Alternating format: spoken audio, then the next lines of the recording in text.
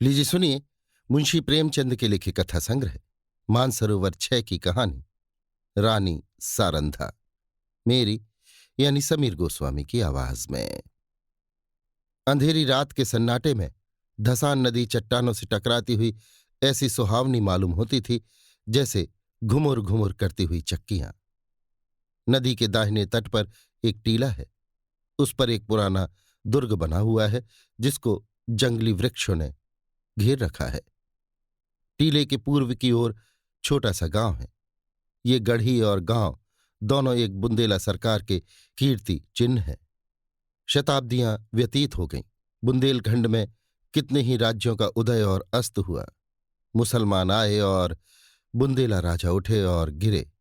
कोई गांव कोई इलाका ऐसा न था जो इन दुरवस्थाओं से पीड़ित न हो, मगर इस दुर्ग पर किसी शत्रु की विजय पताका न लहराई और इस गांव में किसी विद्रोह का भी पदार्पण न हुआ।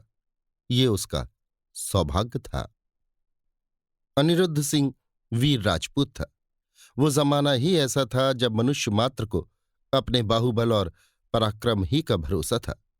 एक ओर मुसलमान सेनाएं पैर जमाए खड़ी रहती थीं, दूसरी ओर बलवान राजा अपने निर्बल भाइयों का गला घोंटने पर तत्पर रहते थे। अनिरुद्ध सिंह के पास सवारों और प्यादों का एक छोटा सा मगर सजीव दल था। इससे वो अपने कुल और मर्यादा की रक्षा किया करता था। उसे कभी चैन से बैठना नसीब न होता था। 3 वर्ष पहले उसका विवाह शीतला देवी से हुआ था, मगर अनिरुद्ध विहार के दिन और विलास की रातें पहाड़ों में काटता था और शीतला उसकी जान की खैर मनाने में। वो कितनी बार पति से अनुरोध कर चुकी थी, कितनी बार उसके पैरों पर गिरकर रोई थी कि तुम मेरी आंखों से दूर न हो, मुझे हरिद्वार ले चलो, मुझे तुम्हारे साथ वनवास अच्छा है, ये वियोग अब नहीं सहा जाता। उसने प्यार से कहा, जिद से कहा, विनय की, मगर अनिरुद्ध बुंदेला था। शीतला अपने किसी हथियार से उसे परास्त न कर सकी। अंधेरी रात थी, सारी दुनिया सोती थी, तारे आकाश में जागते थे। शीतला देवी पलंग पर पड़ी करवटें बदल रही थी और उसकी ननद सारंधा फर्श पर बैठी मधुर स्वर से गाती थी, बिन रघुवीर कटत नहीं रैन। शीतला ने कहा, जी न जलाओ, क्या तुम्हें भी नींद नहीं आती? सारंधा, तुम्हें लोरी सुना रही हूं। शीतला, मेरी आंखों से तो नींद लोप हो गई। सारंधा, किसी को ढूंढने गई होगी। इतने में द्वार खुला और एक गठे हुए बदन के रूपवान पुरुष ने भीतर प्रवेश किया। वो अनिरुद्ध था। उसके कपड़े भीगे हुए थे और बदन पर कोई हथियार न था। शीतला चारपाई से उतरकर जमीन पर बैठ गई। सारंधा ने पूछा, भैया ये कपड़े भीगे क्यों हैं? अनिरुद्ध, नदी तैर कर आया हूं। सारंधा, हथियार क्या हुए? अनिरुद्ध, छिन गए। सारंधा, और साथ के आदमी? अनिरुद्ध, सबने वीर गति पाई। शीतला ने दबी जबान से कहा, ईश्वर ने ही कुशल किया। मगर सारंधा के तेवरों पर बल पड़ गए और मुखमंडल गर्व से सतेज हो गया। बोली, भैया तुमने कुल मर्यादा खो दी, ऐसा कभी न हुआ था। सारंधा भाई पर जान देती थी। उसके मुंह से ये धिक्कार सुनकर अनिरुद्ध लज्जा और खेद से विकल हो गया। वो वीराग्नि जिसे क्षण भर के लिए अनुराग ने दबा लिया था, फिर ज्वलंत हो गई। वो उल्टे पांव लौटा और ये कहकर बाहर चला गया कि सारंधा, तुमने मुझे सदैव के लिए सचेत कर दिया, ये बात मुझे कभी न भूलेगी। अंधेरी रात थी। आकाशमंडल में तारों का प्रकाश बहुत धुंधला था। अनिरुद्ध किले से बाहर निकला, पल भर में नदी के उस पार जा पहुंचा और फिर अंधकार में लुप्त हो गया। शीतला उसके पीछे पीछे किले की दीवारों तक आई, मगर जब अनिरुद्ध छलांग मारकर बाहर कूद पड़ा तो वो विरहणी चट्टान पर बैठकर रोने लगी। इतने में सारंधा भी वहां आ पहुंची। शीतला ने नागिन की तरह बल खाकर कहा, मर्यादा इतनी प्यारी है? सारंधा, हां।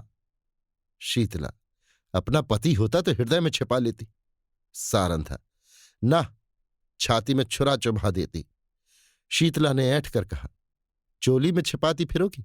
मेरी बात गृह में बांध लो। सारंधा, जिस दिन ऐसा होगा मैं भी अपना वचन पूरा कर दिखाऊंगी। इस घटना के 3 महीने पीछे अनिरुद्ध मेहरौनी को जीत करके लौटा और साल भर पीछे सारंधा का विवाह ओरछा के राजा चंपत राय से हो गया। मगर उस दिन की बातें दोनों महिलाओं के हृदय स्थल में कांटे की तरह खटकती रहीं। राजा चंपत राय बड़े प्रतिभाशाली पुरुष थे। सारी बुंदेला जाति उनके नाम पर जान देती थी और उनके प्रभुत्व को मानती थी। गद्दी पर बैठते ही उन्होंने मुगल बादशाहों को कर देना बंद कर दिया और वे अपने बाहुबल से राज्य विस्तार करने लगे। मुसलमानों की सेनाएं बार बार उन पर हमले करती थी पर हार कर लौट जाती थी। यही समय था जब अनिरुद्ध ने सारंधा का चंपत राय से विवाह कर दिया। सारंधा ने मुंह मांगी मुराद पाई। उसकी ये अभिलाषा कि मेरा पति बुंदेला जाति का कुल तिलक हो पूरी हुई। यद्यपि राजा के रनिवास में 5 रानियां थीं, मगर उन्हें शीघ्र ही मालूम हो गया कि वो देवी जो हृदय में मेरी पूजा करती है सारंधा है। परंतु कुछ ऐसी घटनाएं हुईं कि चंपत राय को मुगल बादशाह का आश्रित होना पड़ा। वे अपना राज्य अपने भाई पहाड़ सिंह को सौंपकर दिल्ली चले गए। ये शाहजहां के शासनकाल का अंतिम भाग था। शहजादा दारा शिकोह राजकीय कार्यों को संभालते थे। युवराज की आंखों में शील था और चित्त में उदारता। उन्होंने चंपत राय की वीरता की कथाएं सुनी थी, इसलिए उनका बहुत आदर सम्मान किया और कालपी की बहुमूल्य जागीर उनको भेंट की, जिसकी आमदनी 9 लाख थी। ये पहला अवसर था कि चंपत राय को आए दिन की लड़ाई झगड़े से निवृत्ति मिली और उसके साथ ही भोग विलास का प्राबल्य हुआ। रात दिन आमोद प्रमोद की चर्चा रहने लगी। राजा विलास में डूबे, रानियां जड़ाऊ गहनों पर रींझी, मगर सारंधा इन दिनों बहुत उदास और संकुचित रहती। वो इन रहस्यों से दूर दूर रहती। ये नृत्य और गान की सभाओं से सूनी प्रतीत होती। एक दिन चंपत राय ने सारंधा से कहा, सारन, तुम उदास क्यों रहती हो? मैं तुम्हें कभी हंसते नहीं देखता। क्या मुझसे नाराज हो? सारंधा की आंखों में जल भर आया। बोली, स्वामी जी, आप क्यों ऐसा विचार करते? जहां आप प्रसन्न हैं वहां मैं भी खुश हूं। चंपत राय, मैं जब से यहां आया हूं मैंने तुम्हारे मुख कमल पर कभी मनोहारिणी मुस्कुराहट नहीं देखी। तुमने कभी अपने हाथों से मुझे बीड़ा नहीं खिलाया, कभी मेरी पाग नहीं संवारी, कभी मेरे शरीर पर शस्त्र न सजाए। कहीं प्रेमलता मुरझाने तो नहीं लगी? सारंधा, प्राणनाथ, आप मुझसे ऐसी बात पूछते हैं जिसका उत्तर मेरे पास नहीं है। यथार्थ में इन दिनों मेरा चित्त उदास रहता है। मैं बहुत चाहती हूं कि खुश रहूं, मगर बोझ सा हृदय पर धरा रहता है। चंपत राय स्वयं आनंद में मग्न थे, इसलिए उनके विचार में सारंधा को असंतुष्ट रहने का कोई उचित कारण नहीं हो सकता था। वे भौहें सिकोड़कर बोले, मुझे तुम्हारे उदास रहने का कोई विशेष कारण नहीं मालूम होता। ओरछे में कौन सा सुख था जो यहां नहीं है? सारंधा का चेहरा लाल हो गया। बोली, मैं कुछ कहूं, आप नाराज तो ना होंगे? चंपत राय, नहीं, शौक से कहो। सारंधा, ओरछे में मैं एक राजा की रानी थी। यहां मैं एक जागीरदार की चेरी हूं। ओरछे में वो थी जो अवध में कौशल्या थी। यहां मैं बादशाह के एक सेवक की स्त्री हूं। जिस बादशाह के सामने आज आप आदर से सिर झुकाते हैं वो कल आपके नाम से कांपता था। रानी से चेरी होकर भी प्रसन्नचित्त होना मेरे वश में नहीं है। आपने ये पद और ये विलास की सामग्रियां बड़े महंगे दामों मोल ली हैं। चंपत राय के नेत्रों पर से एक पर्दा सा हट गया। वे अब तक सारंधा की आत्मिक उच्चता को न जानते थे। जैसे बे माँ बाप का बालक मां की चर्चा सुनकर रोने लगता है, उसी तरह ओरछे की याद से चंपत राय की आंखें सजल हो गईं। उन्होंने आदरयुक्त अनुराग के साथ सारंधा को हृदय से लगा लिया। आज से उन्हें फिर उसी उजड़ी बस्ती की फिक्र हुई जहां से धन और कीर्ति की अभिलाषाएं खींच लाई थी। मां अपने खोए हुए बालक को पाकर निहाल हो जाती है। चंपत राय के आने से बुंदेलखंड निहाल हो गया। ओरछे के भाग जागे, नौबतें बजने लगीं और फिर सारंधा के कमल नेत्रों में जातीय अभिमान का आभास दिखाई देने लगा। यहां रहते रहते महीनों बीत गए। इस बीच में शाहजहां बीमार पड़ा। पहले से ईर्ष्या की अग्नि दहक रही थी। ये खबर सुनते ही ज्वाला प्रचंड हुई। संग्राम की तैयारियां होने लगीं। शहजादे मुराद और मुहीउद्दीन अपने अपने दल सजाकर दक्षिण से चले। वर्षा के दिन थे। उर्वरा भूमि रंग बिरंग के रूप भरकर अपने सौंदर्य को दिखाती थी। मुराद और मुहीउद्दीन उमंगों से भरे हुए कदम बढ़ाते चले आ रहे थे, यहां तक कि धौलपुर के निकट चंबल के तट पर आ पहुंचे। परंतु यहां उन्होंने बादशाही सेना को अपने शुभागमन के निमित्त तैयार पाया। शहजादे अब बड़ी चिंता में पड़े। सामने अगम्य नदी लहरें मार रही थी, किसी योगी के त्याग के सदृश। विवश होकर चंपतराय के पास संदेश भेजा कि खुदा के लिए आकर हमारी डूबती हुई नाव को पार लगाइए। राजा ने भवन में जाकर सारंधा से पूछा, इसका क्या उत्तर दूं? सारंधा, आपको मदद करनी होगी। चंपतराय, उनकी मदद करना दाराशिकोह से वैर लेना है। सारंधा, ये सत्य है, परंतु हाथ फैलाने की मर्यादा भी तो निभानी चाहिए। चंपतराय, प्रिय, तुमने सोचकर जवाब नहीं दिया।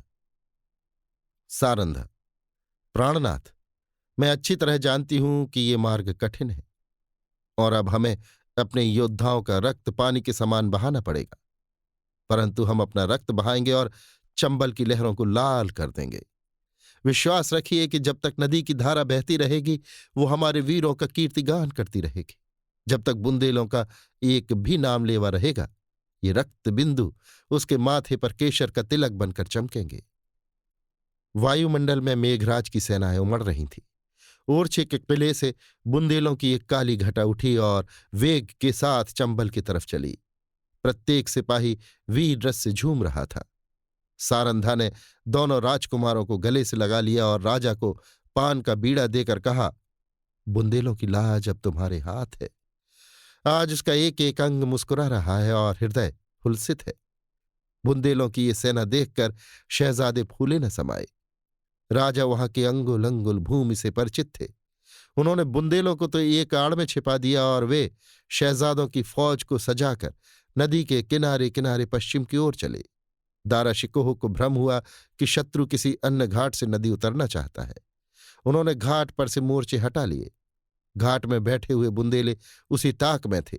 बाहर निकल पड़े और उन्होंने तुरंत ही नदी में घोड़े डाल दिए। चंपतराय ने शहजादा दाराशिकोह को भुलावा देकर अपनी फौज घुमा दी और वो बुंदेलों के पीछे चलता हुआ उसे पार उतार लाया। इस कठिन चाल में 7 घंटों का विलंब हुआ, परंतु जाकर देखा तो 700 बुंदेलों की लाशें तड़प रही थीं। राजा को देखते ही बुंदेलों की हिम्मत बंध गई। शहजादों की सेना ने भी अल्लाह अकबर की ध्वनि के साथ धावा किया। बादशाही सेना में हलचल पड़ गई। उनकी पंक्तियां छिन्न भिन्न हो गई। हाथों हाथ लड़ाई होने लगी, यहां तक कि शाम हो गई। रणभूमि रुधिर से लाल हो गई और आकाश में अंधेरा हो गया। घमासान की मार हो रही थी। बादशाही सेना शहजादों को दबाए आती थी। अकस्मात पश्चिम से फिर बुंदेलों की एक लहर उठी और इस वेग से बादशाही सेना की पुष्ट पर टकराई कि उसके कदम उखड़ गए। जीता हुआ मैदान हाथ से निकल गया। लोगों को कुतूहल था कि ये दैवी सहायता कहां से आई। सरल स्वभाव के लोगों की धारणा थी कि ये फतह के फरिश्ते हैं, शहजादों की मदद के लिए आए हैं। परंतु जब राजा चंपतराय निकट गए तो सारंधा ने घोड़े से उतरकर उनके पैरों पर सिर झुका दिया। राजा को असीम आनंद हुआ। ये सारंधा थी। समरभूमि का दृश्य इस समय अत्यंत दुखमय था। थोड़ी देर पहले जहां सजे हुए वीरों के दल थे, वहां अब बेजान लाशें तड़प रही थी। मनुष्य ने अपने स्वार्थ के लिए अनादिकाल से ही भाइयों की हत्या की है। अब विजयी सेना टूट पर टूट पड़ी। पहले मर्द मर्दों से लड़ते थे, वो वीरता और पराक्रम का चित्र था। ये नीचता और दुर्बलता की ग्लानिप्रद तस्वीर थी। उस समय मनुष्य पशु बना हुआ था, अब वो पशु से भी बढ़ गया था। इस नोच खसोट में लोगों को बादशाही सेना के सेनापति वली बहादुर खां की लाश दिखाई दी। उसके निकट उसका घोड़ा खड़ा हुआ अपनी दुम से मक्खियां उड़ा रहा था। राजा को घोड़ों का शौक था। देखते ही वो उस पर मोहित हो गया। ये इराकी जाति का अति सुंदर घोड़ा था। एक एक अंग सांचे में ढला हुआ, सिंह की सी छाती, चीते की सी कमर। उसका ये प्रेम और स्वामी भक्ति देखकर लोगों को बड़ा कुतूहल हुआ। राजा ने हुक्म दिया, खबरदार, इस प्रेमी पर कोई हथियार न चलाए। इसे जीता पकड़ लो। ये मेरे अस्तबल की शोभा बढ़ाएगा। जो इसे मेरे पास ले आएगा उसे धन से निहाल कर दूंगा। योद्धागण चारों ओर से लपके। परंतु किसी को साहस न होता था कि उसके निकट जा सके। कोई चुमकार रहा था, कोई फंदे में फंसाने की फिक्र में था, पर कोई उपाय सफल न होता था। वहां सिपाहियों का मेला सा लगा हुआ था।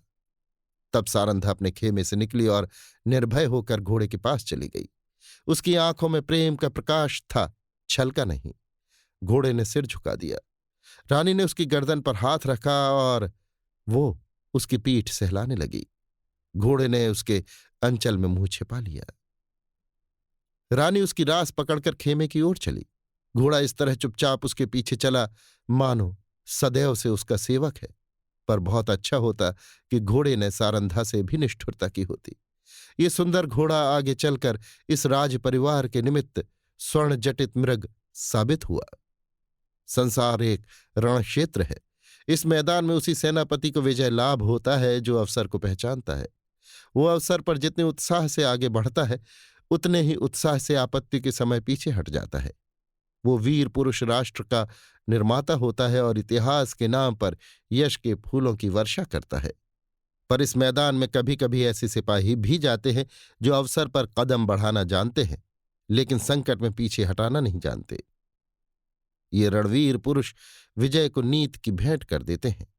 वे अपनी सेना का नाम मिटा देंगे, परंतु जहां एक बार पहुंच गए हैं वहां से कदम पीछे न हटाएंगे।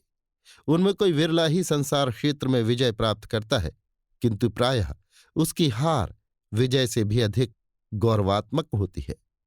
अगर अनुभवशील सेनापति राष्ट्रों की नींव डालता है, तो आन पर जान देने वाला, मुंह न मोड़ने वाला सिपाही राष्ट्र के भावों को उच्च करता है और उसके हृदय पर नैतिक गौरव को अंकित कर देता है। उसे इस कार्य क्षेत्र में चाहे सफलता न हो, किंतु जब किसी वाक्य या सभा में उसका नाम जबान पर आ जाता है तो श्रोतागण एक स्वर से उसके कीर्ति गौरव को प्रतिध्वनित कर देते हैं। सारंधा आन पर जान देने वालों में थी। शहजादा मुहीउद्दीन चंबल के किनारे से आगरे की ओर चला तो सौभाग्य उसके सिर पर मूर्छल हिलाता था। जब वो आगरे पहुंचा तो विजय देवी ने उसके लिए सिंहासन सजा दिया। औरंगजेब गुणज्ञ था। उसने बादशाही अफसरों के अपराध क्षमा कर दिए, उनके राज्यपद लौटा दिए और राजा चंपतराय को उसके बहुमूल्य कृत्यों के उपलक्ष्य में 12,000 मनसब प्रदान किया। ओरछा से बनारस और बनारस से जमुना तक उसकी जागीर नियत की गई। बुंदेला राजा फिर राजसेवक बना। वो फिर सुख विलास में डूबा और रानी सारंधा फिर पराधीनता के शोक से घुलने लगी। वली बहादुर खां बड़ा वाक्यचतुर मनुष्य था। उसकी मृदुता ने शीघ्र ही उसे बादशाह आलमगीर का विश्वास पात्र बना दिया। उस पर राज्यसभा में सम्मान की दृष्टि पड़ने लगी। खां साहब के मन में अपने घोड़े के हाथ से निकल जाने का बड़ा शोक था। एक दिन कुंवर छत्रसाल उसी घोड़े पर सवार होकर सैर को गया था। वो खां साहब के महल की तरफ जा निकला। वली बहादुर ऐसे ही अफसर की ताक में था। उसने तुरंत अपने सेवकों को इशारा किया। राजकुमार अकेला क्या करता? पांव पांव घर आया और उसने सारंधा से सब समाचार बयान किया। रानी का चेहरा तमतमा गया। बोली, मुझे इसका शोक नहीं कि घोड़ा हाथ से गया, शोक इसका है कि तू उसे खोकर जीता क्यों लौटा। क्या तेरे शरीर में बुंदेलों का रक्त नहीं है? घोड़ा ना मिलता ना सही, किंतु तुझे दिखा देना चाहिए था कि एक बुंदेला बालक से उसका घोड़ा छीन लेना हंसी नहीं है। ये कहकर उसने अपने 25 योद्धाओं को तैयार होने की आज्ञा दी। स्वयं अस्त्र धारण किए और योद्धाओं के साथ वली बहादुर खां के निवास स्थान पर जा पहुंचे। खां साहब उसी घोड़े पर सवार होकर दरबार चले गए थे। सारंधा दरबार की तरफ चली और एक क्षण में किसी वेगवती नदी के सदृश बादशाही दरबार के सामने जा पहुंची। ये कैफियत देखते ही दरबार में हलचल मच गई। अधिकारी वर्ग इधर उधर से आकर जमा हो गए। आलमगीर भी सहन में निकल आए। लोग अपनी अपनी तलवारें संभालने लगे और चारों तरफ शोर मच गया। कितने ही नेत्रों ने इस दरबार में अमर सिंह की तलवार की चमक देखी थी। उन्हें फिर वही घटना याद आ गई। सारंधा ने उच्च स्वर से कहा, खां साहब, बड़ी लज्जा की बात है। आपने वही वीरता जो चंबल के तट पर दिखानी चाहिए थी, आज एक अबोध बालक के सम्मुख दिखाई है। क्या ये उचित था कि आप उससे घोड़ा छीन लेते? वली बहादुर खां की आंखों से अग्निज्वाला निकल रही थी। वे कड़ी आवाज से बोले, किसी गैर को क्या मजाल कि मेरी चीज अपने काम में लाए। रानी, वो आपकी चीज नहीं, मेरी है। मैंने उसे रणभूमि में पाया है और उस पर मेरा अधिकार है। क्या रणनीति की इतनी मोटी बात भी आप नहीं जानते? खां साहब, वो घोड़ा मैं नहीं दे सकता। उसके बदले में सारा अस्तबल आपकी नजर है। रानी, मैं अपना घोड़ा लूंगी। खां साहब, मैं उसके बराबर जवाहरात दे सकता हूं, परंतु घोड़ा नहीं दे सकता। रानी, तो फिर इसका निश्चय तलवार से होगा। बुंदेला योद्धाओं ने तलवारें सौंत ली और निकट था कि दरबार की भूमि रक्त से प्लावित हो जाए। बादशाह आलमगीर ने बीच में आकर कहा, रानी साहिबा, आप सिपाहियों को रोकें। घोड़ा आपको मिल जाएगा, परंतु इसका मूल्य बहुत देना पड़ेगा। रानी, मैं उसके लिए अपना सर्वस्व खोने को तैयार हूं। बादशाह, जागीर और मनसब भी? रानी, जागीर और मनसब कोई चीज नहीं। बादशाह, अपना राज्य भी? रानी, हां, राज्य भी। बादशाह, एक घोड़े के लिए? रानी, नहीं, उस पदार्थ के लिए जो संसार में सबसे अधिक मूल्यवान है।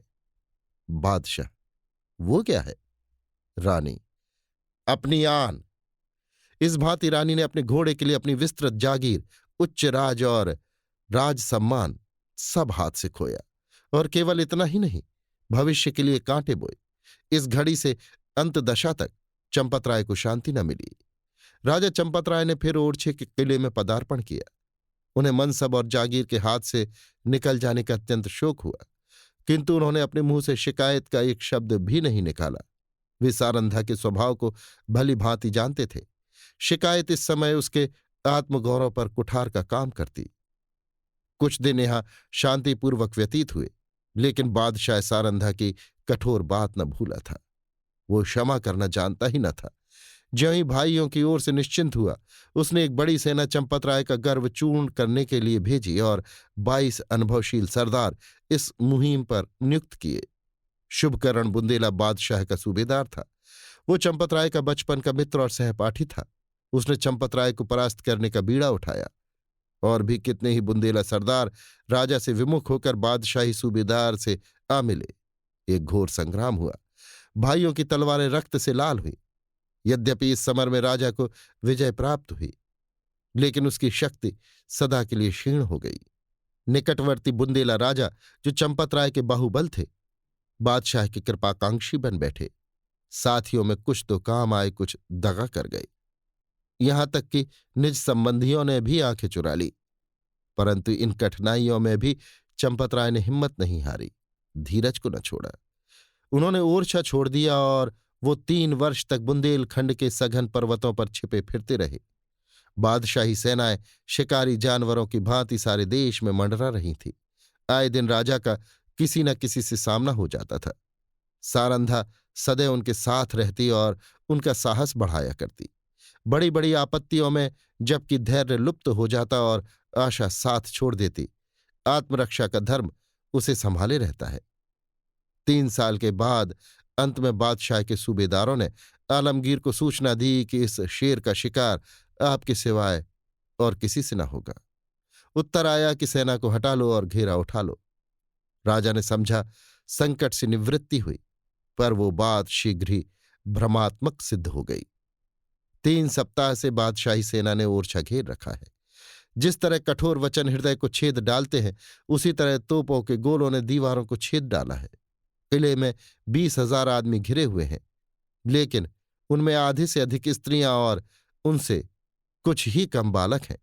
मर्दों की संख्या दिनों दिन न्यून होती जाती है। आने जाने के मार्ग चारों तरफ से बंद हैं। हवा का भी गुजर नहीं। रसद का सामान बहुत कम रह गया है। स्त्रियां पुरुषों और बालकों को जीवित रखने के लिए आप उपवास करती हैं। लोग बहुत हताश हो रहे हैं। औरतें सूर्य नारायण की ओर हाथ उठा उठाकर शत्रु को कोसती हैं।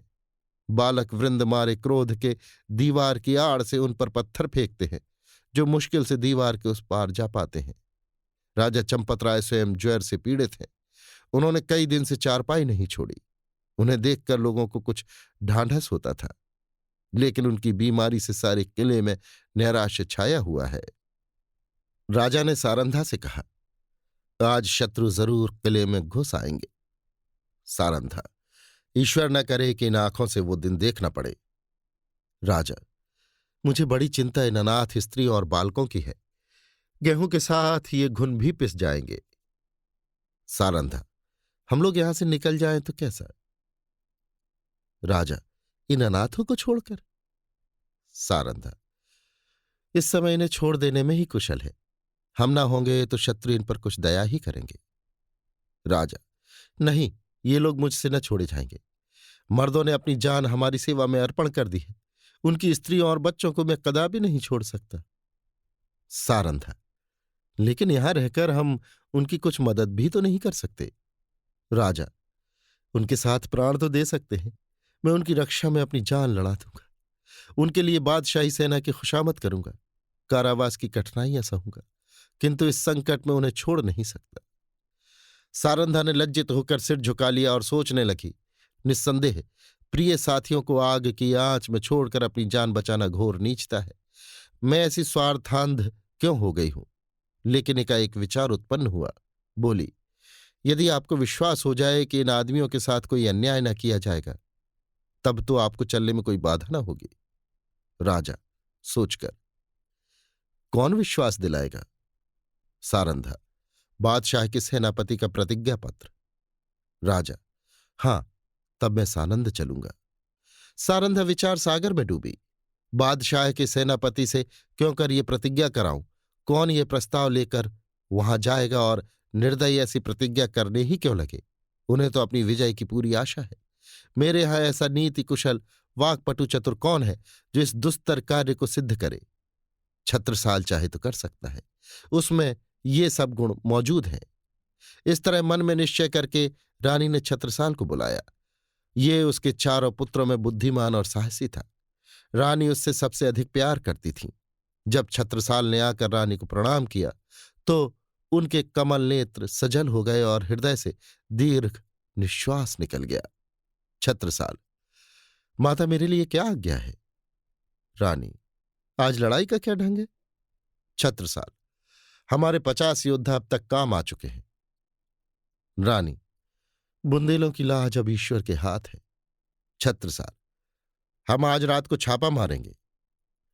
रानी ने संक्षेप में अपना प्रस्ताव छत्रसाल के सामने उपस्थित किया और कहा, यह काम किसे सौंपा जाए? छत्रसाल। मुझको। तुम इसे पूरा कर दिखाओगे? हां, मुझे पूर्ण विश्वास है। अच्छा, जाओ, परमात्मा तुम्हारा मनोरथ पूरा करें। छत्रसाल जब चला तो रानी ने उसे हृदय से लगा लिया और तब आकाश की ओर दोनों हाथ उठाकर कहा, दयानिधि, मैंने अपना तरुण और होनहार पुत्र बुंदेलों की आन के आगे भेंट कर दिया। अब इस आन को निभाना तुम्हारा काम है। मैंने बड़ी मूल्यवान वस्तु अर्पित की है, इसे स्वीकार करो। दूसरे दिन प्रातःकाल सारंधा स्नान करके थाल में पूजा की सामग्री लिए मंदिर को चली। उसका चेहरा पीला पड़ गया था और आंखों तले अंधेरा छाया जाता था। वो मंदिर के द्वार पर पहुंची थी कि उसके थाल में बाहर से आकर एक तीर गिरा। तीर की नोक पर एक कागज का पुर्जा लिपटा हुआ था। सारंधा ने थाल मंदिर के चबूतरे पर रख दिया और पुर्जे को खोलकर देखा तो आनंद से चेहरा खिल गया। लेकिन ये आनंद क्षण भर का था। हाय, इस पुर्जे के लिए मैंने अपना प्रिय पुत्र हाथ से खो दिया है। कागज के टुकड़े को इतने महंगे दामों किसने लिया होगा? मंदिर से लौटकर सारंधा राजा चंपत राय के पास गई और बोली, प्राणनाथ, आपने जो वचन दिया था उसे पूरा कीजिए। राजा ने चौंक कर पूछा, तुमने अपना वादा पूरा कर दिया? रानी ने वो प्रतिज्ञा पत्र राजा को दे दिया। चंपत राय ने उसे गौर से देखा और फिर बोले, अब मैं चलूंगा और ईश्वर ने चाहा तो एक बार फिर शत्रुओं की खबर लूंगा। लेकिन सारन, सच बताओ, इस पत्र के लिए क्या देना पड़ा है? रानी ने कुंठित स्वर से कहा, बहुत कुछ। राजा, सुनो। रानी, एक जवान पुत्र। राजा को बाण सा लग गया। पूछा, कौन? अंगद राय? रानी, नहीं। राजा, रतन शाह? रानी, नहीं। राजा, छत्रसाल? रानी, हां। जैसे कोई पक्षी गोली खाकर परों को फड़फड़ाता है, और तब बेदम होकर गिर पड़ता है, उसी भांति चंपतराय पलंग से उछले और फिर अचेत होकर गिर पड़े। छत्रसाल उनका परम प्रिय पुत्र था। उनके भविष्य की सारी कामनाएं उसी पर अवलंबित थी। जब चेत हुआ तब बोले, सारन तुमने बुरा किया। अंधेरी रात थी। रानी सारंधा घोड़े पर सवार चंपतराय को पालकी में बैठाए किले के गुप्त मार्ग से निकली जाती थी। आज से बहुत काल पहले एक दिन ऐसी ही अंधेरी दुखमय रात्रि थी जब सारंधा ने शीतला देवी को कुछ कठोर वचन कहे थे। शीतला देवी ने उस समय जो भविष्यवाणी की थी वो आज पूरी हुई। क्या सारंधा ने उसका जो उत्तर दिया था वो भी पूरा होकर रहेगा? मध्याह्न था। सूर्यनारायण सिर पर आकर अग्नि की वर्षा कर रहे थे। शरीर को झुलसाने वाली प्रचंड प्रखर वायु वन और पर्वत में आग लगाती फिरती थी। ऐसा विदित होता था मानो अग्निदेव की समस्त सेना गरजती हुई चली आ रही है। गगनमंडल इस भय से कांप रहा था। रानी सारंधा घोड़े पर सवार चंपतराय को लिए पश्चिम की तरफ चली जाती थी। ओरछा 10 कोस पीछे छूट चुका था और प्रतिक्षण ये अनुमान स्थिर होता जाता था कि अब हम भय के क्षेत्र से बाहर निकल आए। राजा पालकी में अचेत पड़े हुए थे और कहार पसीने से सराबोर थे। पालकी के पीछे 5 सवार घोड़ा बढ़ाए चले आते थे। प्यास के मारे सबका बुरा हाल था। तालू सूखा जाता था। किसी वृक्ष की छाया और कुएं की तलाश में आंखें चारों ओर दौड़ रही थीं। अचानक सारंधा ने पीछे की तरफ फिरकर देखा तो उसे सवारों का एक दल आता हुआ दिखाई दिया। उसका माथा ठनका कि अब कुशल नहीं है, ये लोग अवश्य हमारे शत्रु हैं। फिर विचार हुआ कि शायद मेरे राजकुमार अपने आदमियों को लिए हमारी सहायता को आ रहे हैं। नैराश्य में भी आशा साथ नहीं छोड़ती। कई मिनट तक वो इसी आशा और भय की अवस्था में रही, यहां तक कि वो दल निकट आ गया और सिपाहियों के वस्त्र साफ नजर आने लगे। रानी ने एक ठंडी सांस ली। उसका शरीर तृणवत कांपने लगा। ये बादशाही सेना के लोग थे। सारंधा ने कहारों से कहा, डोली रोक लो। बुंदेला सिपाहियों ने भी तलवारें खींच ली। राजा की अवस्था बहुत शोचनीय थी, किंतु जैसे दबी हुई आग हवा लगते ही प्रदीप्त हो जाती है, उसी प्रकार इस संकट का ज्ञान होते ही उनके जर्जर शरीर में वीर आत्मा चमक उठी। वे पालकी का पर्दा उठाकर बाहर निकल आए। धनुष बाण हाथ में ले लिया, किंतु वो धनुष जो उनके हाथ में इंद्र का वज्र बन जाता था इस समय जरा भी न झुका। सिर में चक्कर आया, पैर थर्राए और वे धरती पर गिर पड़े। भावी अमंगल की सूचना मिल गई।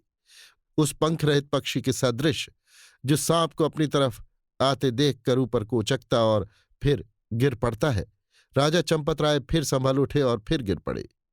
सारंधा ने उन्हें संभाल कर बैठाया और रोकर बोलने की चेष्टा की, परंतु मुंह से केवल इतना निकला, प्राणनाथ। इसके आगे मुंह से एक शब्द भी न निकल सका।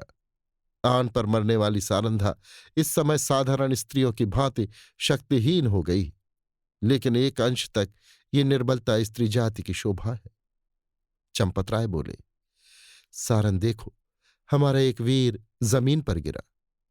शोक, जिस आपत्ति से यावत जीवन डरता रहा, उसने इस अंतिम समय में आ घेरा।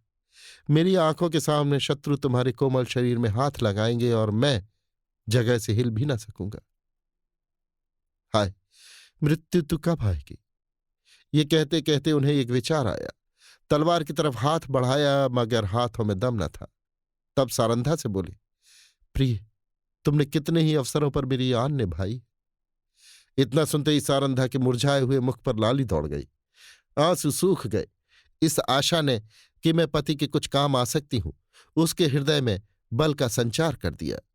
वो राजा की ओर विश्वासोत्पादक भाव से देखकर बोली, ईश्वर ने चाहा तो मरते दम तक निभाऊंगी। रानी ने समझा राजा मुझे प्राण देने का संकेत कर रहे। चंपतराय, तुमने मेरी बात कभी नहीं टाली। सारंधा, मरते दम तक न टालूंगी। राजा, यही मेरी अंतिम याचना है, इसे अस्वीकार न करना। सारंधा ने तलवार को निकालकर अपने वक्षस्थल पर रख लिया और कहा, यह आपकी आज्ञा नहीं है। मेरी हार्दिक अभिलाषा है कि मरूं तो यह मस्तक आपके पद कमलों पर हो। चंपतराय, तुमने मेरा मतलब नहीं समझा। क्या तुम मुझे इसलिए शत्रुओं के हाथ में छोड़ जाओगी कि मैं बेड़ियां पहने हुए दिल्ली की गलियों में निंदा का पात्र बनूं? रानी ने जिज्ञासा की दृष्टि से राजा को देखा। वो उनका मतलब न समझी। राजा, मैं तुमसे एक वरदान मांगता हूं। रानी, सहर्ष मांगी। राजा, ये मेरी अंतिम प्रार्थना है। जो कुछ कहूंगा करोगी? रानी, सिर के बल करूंगी। राजा, देखो तुमने वचन दिया है, इनकार न करना।